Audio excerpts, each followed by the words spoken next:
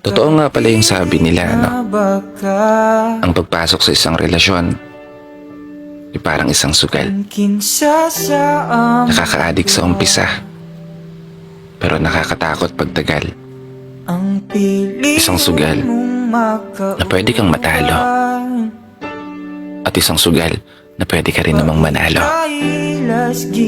Depende na lang siguro kung paano mo itataya yung pagmamahal para sa isang tao. Pagmamahal na maghahatid ng saya at ngiti sa mukha mo.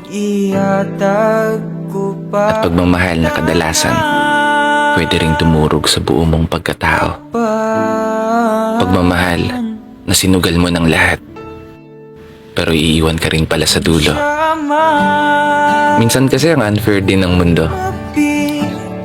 Biruin mo, kung sino pa yung mga taong tapat kong magmahal, sila pa yung natatapat sa mga taong di marunong magmahal.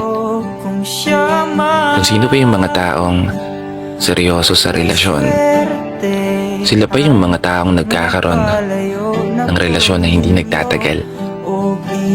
Kung sino pa yung mga taong matindi kong kumapit, sila pa yung madalas na pagkakaitan.